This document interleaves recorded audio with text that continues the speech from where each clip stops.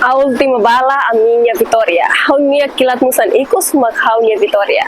Nemak lefon husi heroi presidente Nicolau Lobato menghira lidera Fundo Timor-Leste contra a ocupação Indonésia.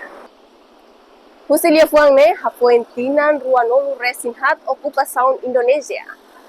Hoje, 30 de agosto, Timor-Leste comemora Tinam Badala Ruanolu Resin 5, loron consulta popular ka referendum. Para comemorar loron histórico ba Timor-Leste, governo Timor-Leste festeja loron importante no histórico ba povo né e ha território Timor-Leste tomat.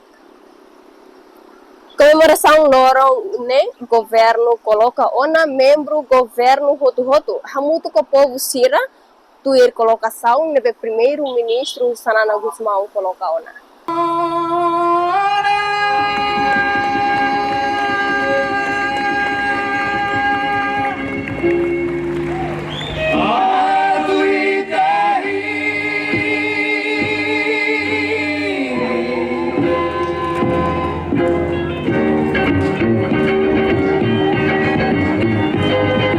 Iha Dili, cerimônia comemoração concentra e a Estadio Municipal Dili, nebe Presidente da República José Ramos Horta, o primeiro-ministro Sanana Gusmão, comemora hamutu com o secretário-geral ONU, Antônio Guterres, nemos ho bainaka especial Sira Husira Ilior.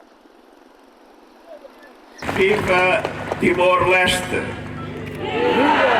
Parabéns para o povo Timor-Leste!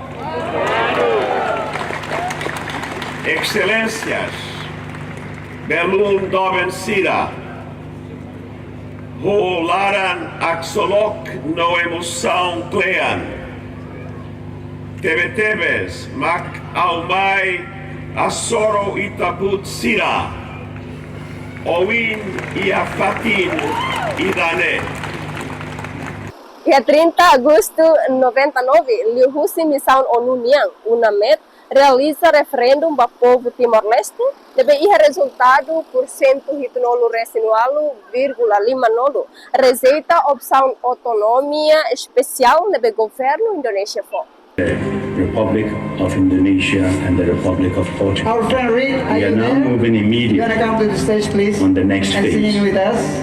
The United Nations staff are already on their way to the region to begin preparing for the popular consultation.